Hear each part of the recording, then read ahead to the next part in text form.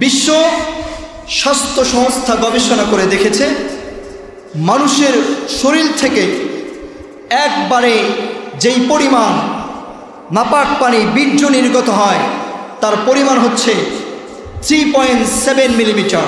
কি পরিমাণ বলে? 3.7 মিলিমিটার। 1 মিলিমিটারে 100 মিলিয়ন তথা 10 কোটি শুক্রবিন্দু থেকে পড়েন সুবহানাল্লাহ। সুতরাং 3.7 মিলিমিটারের মধ্যে প্রায় 30 কোটি 70 লক্ষ শুক্রবিন্দু থাকে। কয় কোটি?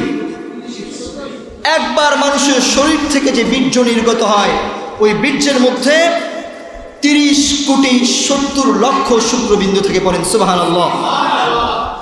বিজ্ঞান রিসার্চ আরো গবেষণা করে দেখেছেন এই সবগুলো শুক্রবিন্দু থেকে মাত্র 200 শুক্রবিন্দু মায়ের ডিম্বাণুর দিকে, স্ত্রী ডিম্বাণুর দিকে রওনা করে।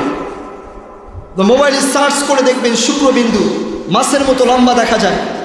এটা মায়ের ডিম্বাণুর দিকে 200-র অধিক শুক্রবিন্দু মায়ের ডিম্বাণুর দিকে রওনা করে যেই সর্বপ্রথম চলে মায়ের ডিম্বাণুর সাথে নিষিক্তকরণ হয়ে যায়, ভিতরে ঢুকে যায়, অ্যাডজাস্ট হয়ে যায়, ওই একটা শুক্রবিন্দু দিয়ে আল্লাহ তাআলা মানুষকে সৃষ্টি করেন। পারেন সুবহানাল্লাহ।